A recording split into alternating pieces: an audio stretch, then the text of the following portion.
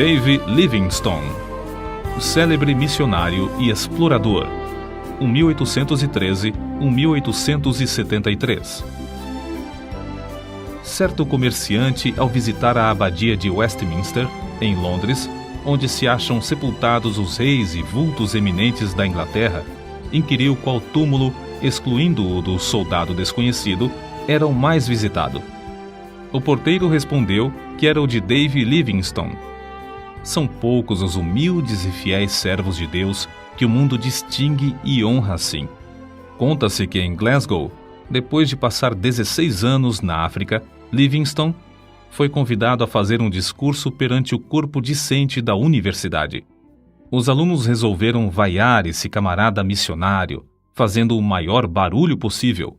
Certa testemunha do acontecimento disse: contudo, desde o momento em que Livingstone compareceu perante eles, magro e delgado, depois de cair 31 vezes de febre nas matas da África e com um braço descansando numa tipóia depois do encontro com um leão, os alunos guardaram grande silêncio. Ouviram com o maior respeito tudo o que o orador relatou e a maneira como Jesus cumprira a sua promessa. Eis que eu estou convosco todos os dias, até a consumação dos séculos. Dave Livingstone nasceu na Escócia. Seu pai, Neil Livingstone, costumava contar aos filhos as proezas de seus antepassados por 8 gerações. Um dos bisavôs de Dave fugira com a família dos cruéis pactuários para os pantanais e montes escabrosos, onde podia adorar a Deus em espírito e em verdade.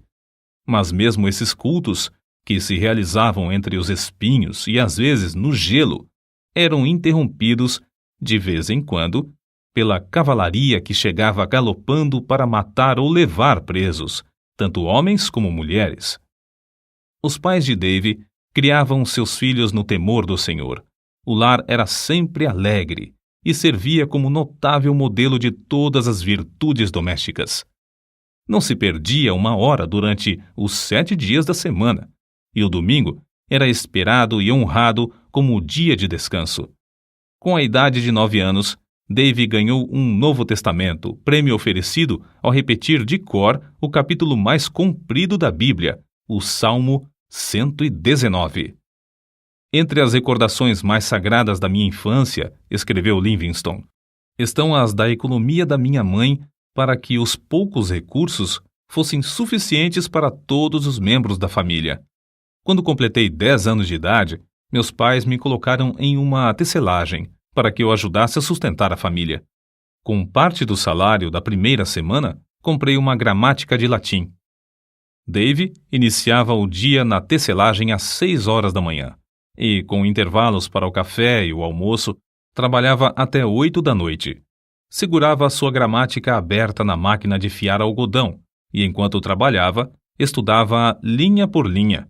Às 8 horas da noite, dirigia-se, sem perder tempo, à escola noturna.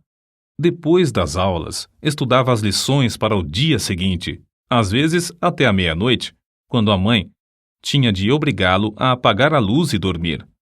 A inscrição no túmulo dos pais de Dave Livingstone indica as privações no lar paterno.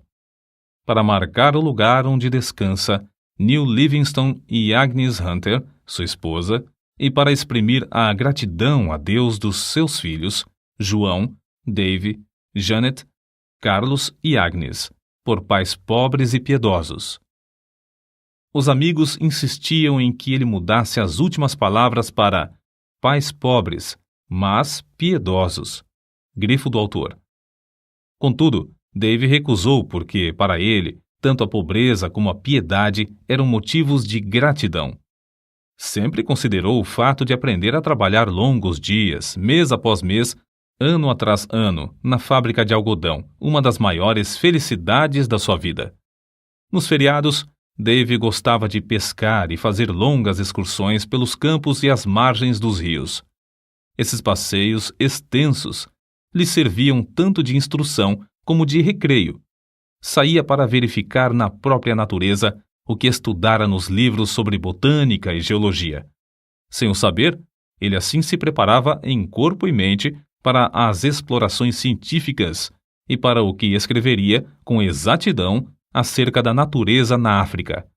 Aos 20 anos, houve grande mudança espiritual em Dave Livingstone, que determinou o rumo de todo o resto da sua vida. A bênção divina inundou-lhe o ser como inundara o coração do apóstolo Paulo ou de Agostinho, e outros do mesmo tipo, dominando os desejos carnais. Atos de abnegação, muito difíceis de executar sob a lei férrea da consciência, tornaram-se serviços de vontade livre sob o brilho do amor divino. É evidente que fora movido por uma força calma, mas tremenda, dentro do próprio coração, até o fim da vida. O amor que começou a comovê-lo na casa paterna continuou a inspirá-lo durante todas as longas e enfadonhas viagens pela África e o levou a ajoelhar-se à meia-noite no rancho em Ilala, de onde seu espírito, enquanto ainda orava, voltou ao seu Deus e Salvador. Dave, desde a infância, ouvia falar de um missionário valente na China, cujo nome era Gutslav. Nas suas orações, à noite, ao lado de sua mãe, orava por ele. Com a idade de 16 anos, Dave começou a sentir desejo profundo de fazer conhecido o amor e a graça de Cristo, aqueles que jaziam em densas trevas, e resolveu firmemente, no coração, dar também sua vida como médico e missionário ao mesmo país, a China. Ao mesmo tempo, o professor da sua classe da escola dominical, Dave Hogg, o aconselhava: Ora, moço, faça da religião o motivo principal da sua vida cotidiana, e não uma coisa inconstante, se quer vencer as tentações e outras coisas que o querem derribar. E Dave assentou no seu coração dirigir sua vida por essa norma. Ao completar 9 anos de serviços na fábrica, foi promovido a um trabalho mais lucrativo. Conseguiu concluir seus estudos, recebendo o diploma de licenciado da Faculdade de Médicos e Cirurgiões de Glasgow, sem ter recebido um tostão de auxílio de alguém. Se os crentes não o tivessem aconselhado a que falasse à Sociedade Missionária de Londres acerca, teria ido por seus próprios esforços, declarou Livingstone mais tarde. Durante todos os anos de estudo para ser médico e missionário, sentia-se dirigido para trabalhar na China. Certa vez, numa reunião, ouviu o discurso de um homem de barba comprida e branca, alto, robusto e de olhos bondosos e penetrantes, chamado Roberto Moffat. Esse missionário voltara da África a um país misterioso, cujo interior era então desconhecido. Os mapas desse continente tinham no centro enormes espaços em branco, sem rios e sem serras. Falando a respeito da África, Moffat disse a Dave Livingstone: há uma vasta planície ao norte, onde tenho visto, nas manhãs ensolaradas, a fumaça de milhares de aldeias, onde nenhum missionário ainda chegou. Comovido ao ouvir falar em tantas aldeias sem o evangelho e sabendo que não podia mais ir à China por causa da guerra que havia naquele país, Livingstone respondeu: irei imediatamente para a África. Com isso, os irmãos da missão concordaram, e Dave voltou ao humilde lar em Blantyre para se despedir dos pais e irmãos. Às 5 horas da manhã do dia 17 de novembro de 1840, a família se levantou. Dave leu o Salmo 121 e 135 com eles. O sol não te molestará de dia e nem a lua de noite. O Senhor guardará a tua entrada e a tua saída, desde agora e para sempre. Essas palavras ficaram gravadas no seu coração e o fortaleceram quando teve de suportar calor e perigos durante os longos anos vividos mais tarde na África.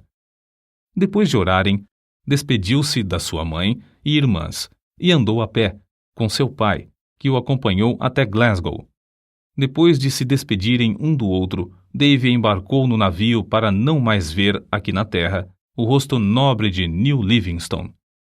A viagem de Glasgow ao Rio de Janeiro e, por fim, à cidade do Cabo, na África, durou 3 meses. Mas Dave não desperdiçou seu tempo. O comandante se tornou seu amigo íntimo e ajudou-o a preparar os cultos nos quais Dave pregava aos tripulantes do navio. O novo missionário aproveitou também a oportunidade para, estando a bordo, aprender a usar o sextante, e saber exatamente a posição do navio, observando a lua e as estrelas. Essa ciência lhe foi mais tarde de incalculável valor para orientar-se nas viagens de evangelização e exploração do imenso interior desconhecido, do qual subia a fumaça de 1000 vilas sem missionário. Da cidade do Cabo, a viagem de 190 léguas foi feita aos solavancos, num carro de boi, através de campos incultos. A viagem durou 2 meses até chegar em Curumã, onde devia esperar o regresso de Roberto Moffat.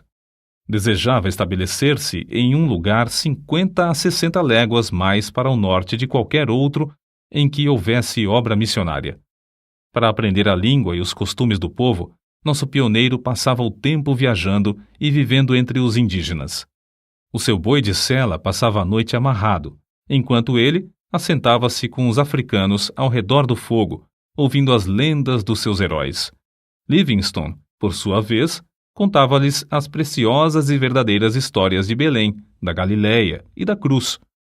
Não parou com os estudos enquanto viajava, fazendo mapas dos rios e serras do território percorrido. Em uma carta a um amigo, escreveu que descobrira 32 qualidades de raízes comestíveis e 43 espécies de fruteiras que davam no deserto sem serem cultivadas. Do ponto que havia alcançado, faltavam-lhe apenas 10 dias de viagem para chegar ao grande lago Ngami, que só descobriu 7 anos depois. De Curumã, o missionário, licenciado da Faculdade de Médicos e Cirurgiões de Glasgow, escreveu a seu pai: "Tenho uma clientela grande. Há pacientes aqui que andaram mais de 60 léguas para receber tratamento médico. Esses, ao regressarem, enviarão outros para o mesmo fim." Estabeleceu a sua primeira missão no lindo vale de Mabotsa, na terra de Bacarla. Em uma carta escrita de Curumã, Livingstone assim descreveu o local que escolhera para centro de evangelização. Está situado em um anfiteatro de serras que se intitula Mabotsa, isto é, ceia de bodas. Que Deus nos ilumine com a sua presença, para que, por intermédio de servos tão fracos, muito povo ache entrada para a ceia das bodas do Cordeiro. Foi em Mabotsa que teve o histórico encontro com um leão. Acerca disso, escreveu Dave: "Ele saltou e me alcançou o ombro. Ambos fomos ao chão. Rosnando horrivelmente perto do meu ouvido, sacudiu-me como um cão faz a um gato. Os abalos que me deu o animal produziram-me um entorpecimento igual ao que deve sentir um rato depois da primeira sacudidela que lhe dá o gato. Atacou-me uma espécie de adormecimento em que não senti dor nem sensação de temor. Contudo, antes de a fera ter tempo de matar, deixou-o para atacar outro homem, que, de lança na mão, entrara na luta. O ombro dilacerado de Livingstone nunca sarou completamente. Ele nunca mais pôde apontar um rifle ou levar a mão à cabeça sem sentir dores. Foi na casa de Roberto Moffat, em Curumã, que chegou a conhecer Maria, a filha mais velha desse missionário. Depois de abrir a missão em Mabotsa, os dois se casaram. 6 filhos foram fruto desse enlace. Depois de Livingstone se casar, a escola dominical em Mabotsa transformou-se em escola diária e tinha como professora a esposa do missionário. Shelley, o chefe da tribo, tornou-se grande estudante da Bíblia, mas queria converter todo o seu povo à força de litupa, isto é, chicote de couro de rinoceronte. Shelley iniciou o culto doméstico em casa e o próprio Livingstone admirou-se da sua maneira simples e inata de orar. Era costume de Livingstone começar o dia com um culto doméstico, e não é de admirar que o chefe o adotasse também.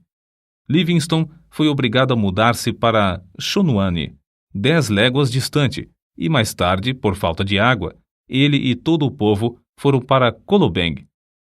Foi nesse último lugar que o chefe da tribo construiu uma casa para os cultos e Livingstone, com grande sacrifício de dinheiro e labor, edificou a sua terceira residência.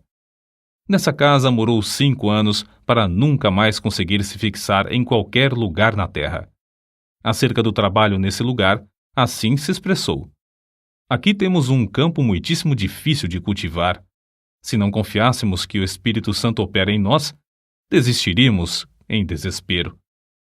Através do deserto de Kalahari, chegavam boatos de um grande lago e de um lugar chamado Fumaça Barulhenta, o que ele julgava ser uma grande cachoeira.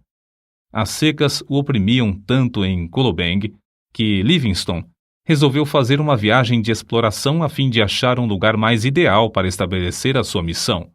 Assim, em 1º de junho de 1849, com o chefe da tribo, seus guerreiros, 3 brancos e sua família, saíram para atravessar o grande deserto de Kalahari.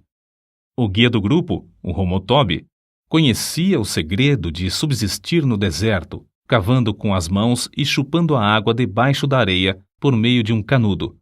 Depois de viajarem muitos dias, chegaram ao rio Zouga. Ao inquirir os indígenas, estes o informaram de que o rio tinha nascente em uma terra de rios e florestas. Livingstone ficou convicto de que o interior da África não era um grande deserto como o mundo de então supunha, e o seu coração ardia com o desejo de achar uma via fluvial. Assim, outros missionários poderiam ir para o interior do continente com a mensagem de Cristo. A perspectiva, escreveu ele, de achar um rio que dê entrada a uma vasta, populosa e desconhecida região aumentou constantemente desde então. Aumentou tanto que, quando por fim chegamos ao Grande Lago, esse importante descobrimento em si mesmo parecia de pouca monta. Foi em 1º de agosto de 1849 que o grupo atingiu o Lago Ngami. Tão grande é esse lago que, de uma margem, não se avista a margem oposta. Sofreram longos dias de cruciante sede sem obter uma gota d'água, mas venceram todas as dificuldades. O curioso é que descobriram o Ngami enquanto outros exploradores mais bem equipados, mas menos persistentes, haviam falhado. As notícias do descobrimento foram comunicadas à Royal Geographical Society, o que lhe votou numa bela recompensa de 25 guinéus, por ter descoberto uma importante terra, um importante rio e um grande lago. O grupo teve de voltar a Kolobeng. Depois de alguns meses, porém, iniciou novamente viagem para o Lago Ngami. Não queria separar-se da sua família e levou-a em um carro de boi.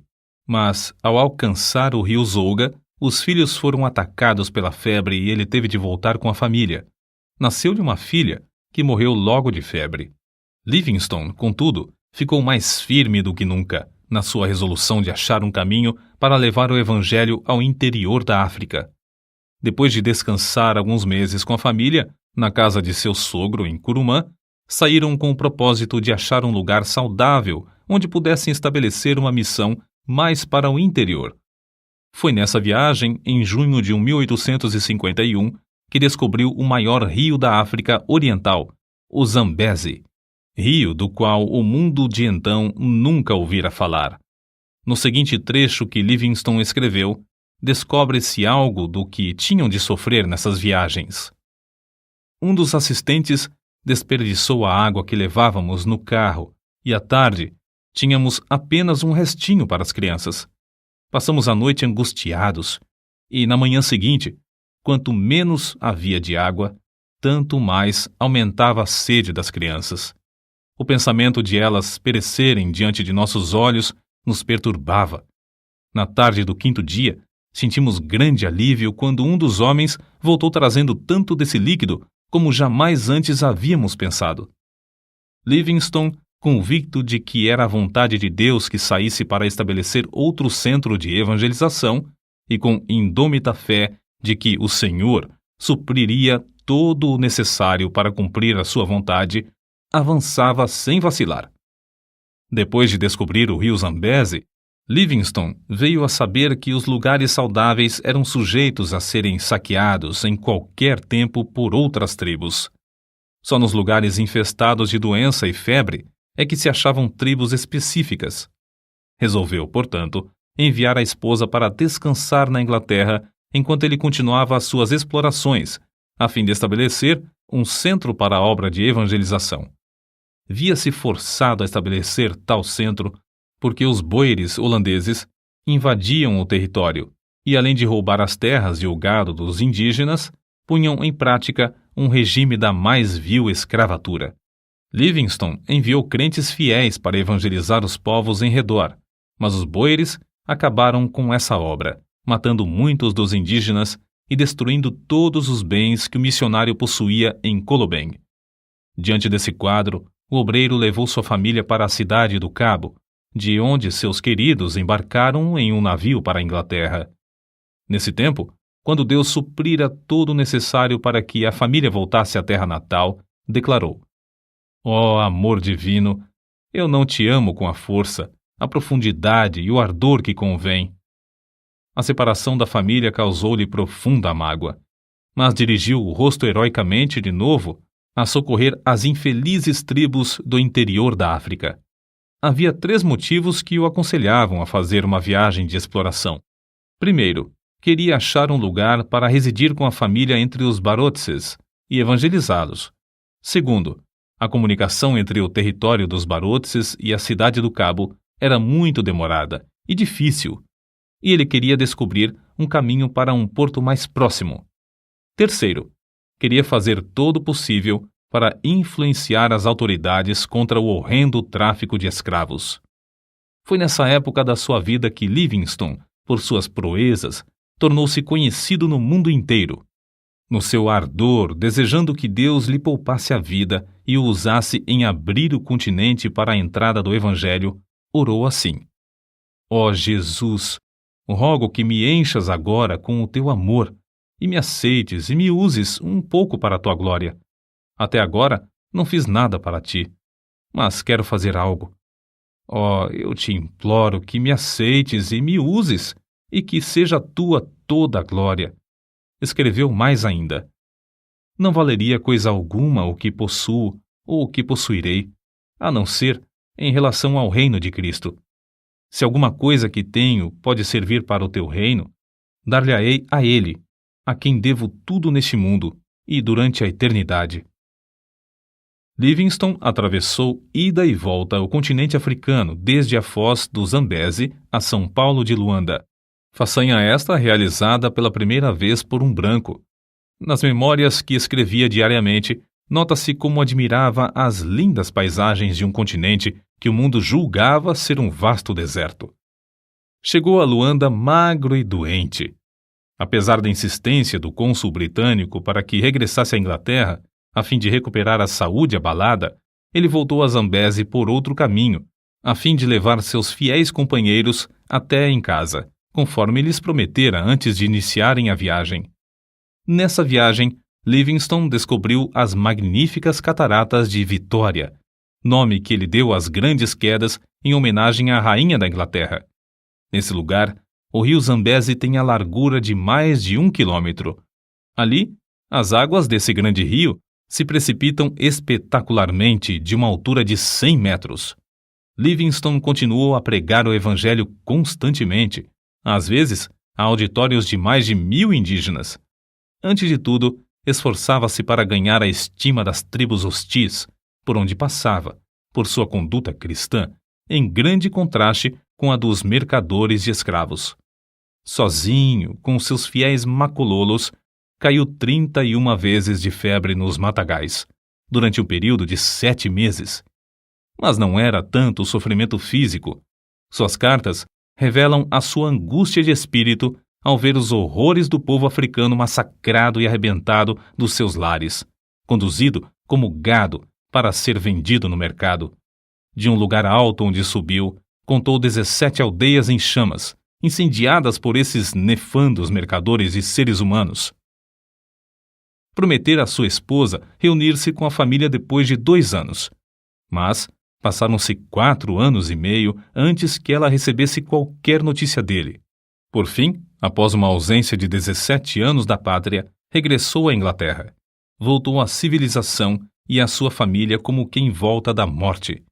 Antes de desembarcar, soube que seu querido pai falecera. Em toda a história de Livingstone, não se conta um acontecimento mais comovente do que o seu reencontro com a esposa e filhos. Na Inglaterra, foi aclamado e honrado como heróico descobridor e grande benfeitor da humanidade. Os diários publicavam os seus atos de bravura. As multidões afluíam para ouvi-lo contar a sua história, como relata este trecho de sua biografia. O Dr. Livingstone era muito humilde. Temia passear nas ruas, receando ser atropelado pelas massas. Certo dia, na Regent Street, em Londres, foi apertado por tão grande multidão que só com grande dificuldade conseguiu refugiar-se num táxi. Pela mesma razão, evitava ir aos cultos. Certa vez, desejoso de assistir ao culto, meu pai persuadiu-o a ocupar um assento debaixo da galeria, em um lugar não visível ao auditório. Mas foi descoberto e o povo passou por cima dos bancos para cercá-lo e apertar-lhe a mão. Uma das muitas coisas que levou a efeito, enquanto na Inglaterra, foi a de escrever seu livro. Viagens Missionárias alcançou enorme circulação e produziu mais interesse da questão africana do que qualquer movimento anterior. Em março de 1858, com a idade de 46 anos, Livingstone, acompanhado de sua esposa e filho mais novo, Osvaldo, embarcou novamente para a África. Deixando os dois na casa do sogro, o missionário Moffat, Livingstone continuou as suas viagens. No ano seguinte, descobriu o lago Nyassa. Recebeu também uma carta da esposa da casa de seus pais em Curumã, informando-o do nascimento de mais uma filha. A menina já estava há quase um ano no mundo quando o pai soube do seu nascimento. As explorações dos rios Zambeze, Tete e Shire e do lago Nyassa foram feitas com o propósito de saber quais os pontos mais estratégicos para a evangelização, e missionários foram enviados da Inglaterra para ocupar esses lugares. Em 1862, a esposa reuniu-se a ele novamente e acompanhava-o nas viagens, mas 3 meses depois faleceu, vítima da febre, e foi enterrada em uma encosta verdejante na margem do rio Zambeze. No seu diário, Livingstone assim escreveu: Chorei-a porque merece as minhas lágrimas. Amei-a ao nos casarmos, e quanto mais tempo vivíamos juntos, tanto mais a amava. Que Deus tenha piedade dos filhos. Um dos maiores obstáculos que Livingstone enfrentou na obra missionária foi o terror dos indígenas ao verem o rosto de um homem branco. Não era para menos, se considerarmos suas atrocidades. Aldeias inteiras em ruínas, fugitivos escondendo-se nos campos de alto capim, sem nada a terem para comer, centenas de esqueletos e cadáveres insepultos, comboios de homens e mulheres algemados aos troncos, seguros pelo pescoço, conduzidos aos portos. É difícil concebermos a magnitude da desolação criada por homens cruéis que participavam do tráfico de escravos. Esses homens tentavam, também, com ódio cruel e arte diabólica, terminar com a obra de Livingstone. Finalmente conseguiram, por meio da política do seu país, induzir a Inglaterra a chamá-lo de volta à sua terra. Foi assim que Livingstone chegou de novo à sua pátria depois de uma ausência de cerca de 8 anos. Os crentes e amigos na Inglaterra, animados pela visão de Livingstone, começaram a orar e enviar-lhe dinheiro para continuar sua obra no continente negro. O nosso herói desembarcou pela 3ª e última vez na África, em Zanzibar. Na expedição que iniciou em Zanzibar, descobriu os lagos Tanganyika, 1867, Moero, 1867 e Bangueolo, 1868. Passou 5 longos anos explorando as bacias desses lagos. A oração e a palavra de Deus foram o seu sustento espiritual durante esses anos de provações, que sofria por parte dos negociantes de escravos. Resolveu, então, fazer o possível para descobrir as nascentes do rio Nilo e solver um problema que durante milhares de anos havia zombado dos geógrafos. Sabia que se descobrisse as nascentes do famoso Nilo, o mundo todo lhe daria ouvidos acerca da chaga aberta na África, o comércio de escravos. É interessante conhecer o que ele escreveu. O mundo acha que busco fama, porém, eu tenho uma regra, isto é, Não leio coisa alguma sobre os elogios que me fazem. Ele sabia que, ao findar a escravatura, o continente se abriria para deixar entrar o Evangelho. Durante os longos intervalos de tempo em que uma carta e outra era recebida na Inglaterra, vindas do coração da África, circularam boatos de que Livingstone morrera. Não só os homens que traficavam escravos queriam matá-lo, mas também muitos dos próprios indígenas, por não acreditarem existir um homem branco que fosse amigo de coração. Ele mesmo contou muitos fatos relacionados às ciladas na terra do Maniuema para o matarem. Nesse lugar, ele escreveu no seu diário: "Li toda a Bíblia 4 vezes, enquanto estive em Maniuema.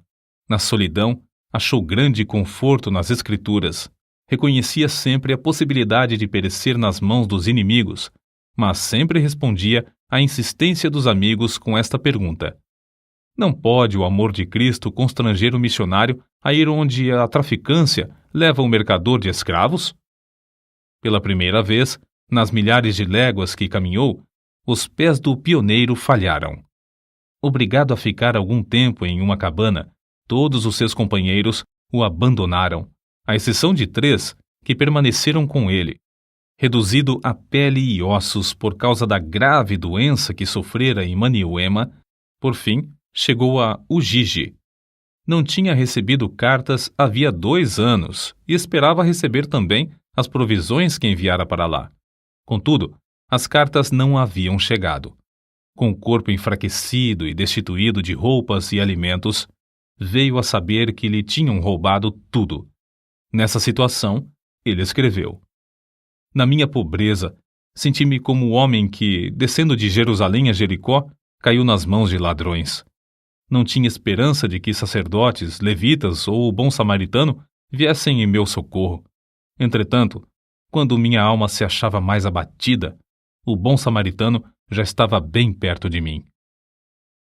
O bom samaritano era Henrique Stanley, enviado pelo New York Herald devido à insistência de muitos milhares de leitores desse jornal, pois queriam saber ao certo se Livingstone ainda vivia, ou, no caso de ter morrido, para trazer seu corpo. Stanley passou o inverno com Livingstone, mas este recusou-se a ceder aos apelos do jornalista para que voltasse à Inglaterra. Livingstone podia voltar e descansar entre amigos, com todo o conforto, mas preferiu ficar e realizar seu anelo de abrir o continente africano ao Evangelho. A sua última viagem foi para Luapula, pois desejava verificar se esse rio era a nascente do Nilo ou do Congo. Nessa região, chovia incessantemente. Livingstone sofria dores atrozes. Dia após dia, tornava-se-lhe mais e mais difícil caminhar. Foi então carregado pela primeira vez pelos fiéis companheiros Suzy Schumann e Jacob Wainwright, todos indígenas. No seu diário, as últimas notas que escreveu dizem: "Cansadíssimo fico. Recuperada a saúde. Estamos nas margens do Mililamo." Chegaram à aldeia de Chitambo, em Ilala, onde Suzy fez uma cabana para ele. Nessa cabana, a 1º de maio de 1873, fiel Suzy achou seu bondoso mestre de joelhos ao lado da cama, morto. Orou enquanto viveu e partiu deste mundo orando. Os 2 fiéis companheiros, Suzy e Schumann, enterraram o coração de Livingstone debaixo de uma árvore em Chitambo, secaram e embalsamaram o corpo e o levaram até a costa, viagem que durou alguns meses e exigiu que passassem pelo território de várias tribos hostis. O sacrifício desses valentes filhos da África, sem terem qualquer propósito de remuneração, não será esquecido por Deus nem pelo mundo. O corpo, depois de chegar em Zanzibar, foi transportado para a Inglaterra, onde foi sepultado na abadia de Westminster, entre os monumentos dos reis e heróis daquela nação. Não havia dúvida quanto ao corpo de Livingstone. Era fácil de identificar.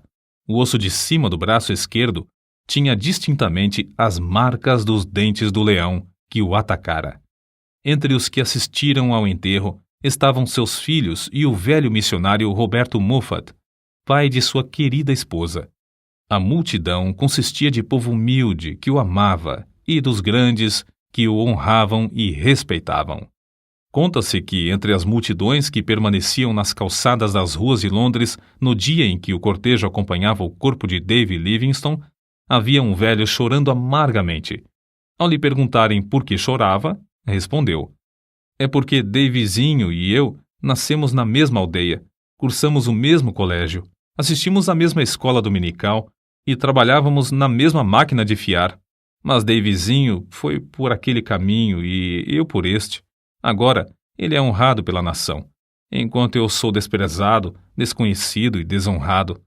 O único futuro para mim é o enterro de beberrão." Grifo do autor. Não é somente o ambiente, mas as escolhas feitas na mocidade são o que determinam o destino de alguém. Não só aqui no mundo, mas para toda a eternidade. Quando Livingstone falou aos alunos da Universidade de Cambridge, em 1857, disse: "Por minha parte, nunca cesso de me regozijar por Deus ter me apontado para tal ofício. O povo fala do sacrifício de eu passar tão grande parte da vida na África. Será sacrifício pagar uma pequena parte da dívida dessa dívida que nunca poderemos liquidar do que devemos ao nosso Deus? É sacrifício aquilo que traz a bendita recompensa de saúde, o conhecimento de praticar o bem, a paz de espírito e a viva esperança de um glorioso destino? Longe esteja tal ideia. Digo com ênfase: não é sacrifício. Nunca fiz sacrifício. Não devemos falar dos nossos sacrifícios ao nos lembrarmos do grande sacrifício que fez aquele que desceu do trono de seu Pai, nas alturas, para se entregar por nós. Se Livingstone não tivesse adoecido, teria descoberto as nascentes do Nilo. Durante os 30 anos que passou na África, nunca se esqueceu do seu alvo principal, que era levar Cristo aos povos desse obscuro continente. Todas as viagens que realizou foram viagens missionárias. Gravadas no seu túmulo podem ser lidas estas palavras: "O coração de Livingstone jaz na África, seu corpo descansa na Inglaterra, mas sua influência continua." Gravados para sempre na história da Igreja de Cristo estão os grandes êxitos obtidos na África por Livingstone durante um período de mais de 75 anos depois de sua morte. Êxitos inspirados, em grande parte, pelas orações e persistência desse eminente servo de Deus, que foi fiel até a morte.